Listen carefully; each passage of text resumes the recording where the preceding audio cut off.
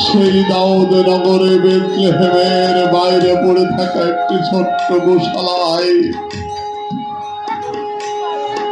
গিয়ে আশ্রয় নিলেন খ্রিস্ট ভক্তগণ।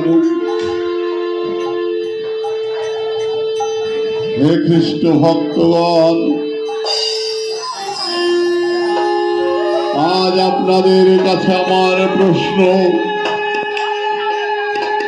এত যন্ত্রণায় এত কষ্ট দেখেও আপনার আমার হৃদয়ে যিশুর জন্মের একটু জায়গা আমরা দিতে পারি নাই। তাই বিশ্ব জননী মারিয়া আমার ত্রাণকর্তা মুক্তিদাতা প্রভু যিশুকে জন্ম দেবার জন্য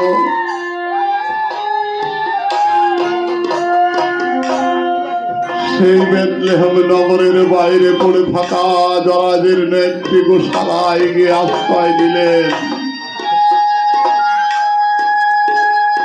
সময় যখন উপস্থিত হয়েছে, পূর্ব আকাশে দেখা দিয়েছে মহাতারকা, স্বর্গের দ্বার খুলে গেছে খ্রিস্ট ভক্তগণ। অযুত অযুত অযুত যিশুর প্রশংসা গান গাইতে শুরু করেছেন।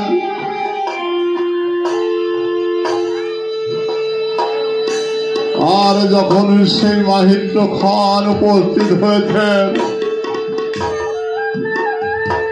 বিশ্ব জননী মারিয়া আমার ত্রাণকর্তা মুক্তিদাতা প্রভু যীশু খ্রিস্টের জন্ম দিয়েছেন।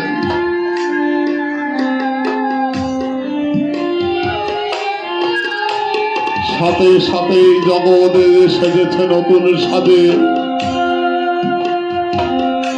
মহাতারকা আকাশে দেখা দিয়ে আলোকিত করেছেন সারা বিশ্বকে। স্বর্গে অযুত অযুত অযুত যিশুর প্রশংসা গানে গাইতে শুরু করেছেন। তৎকালীন সময় রাখালেরা মাঠে ছিল, সেই জেরুসালেমের গোশালার দিকে ছুটেছেন খ্রিস্ট ভক্তগণ। পূর্ব দেশের পণ্ডিতেরা সেই মহাতারকা দেখে বুঝতে পেরেছেন আজ বিশ্ব পিতা ত্রাণকর্তা মুক্তিদাতা পৃথিবীতে জন্মগ্রহণ করেছেন।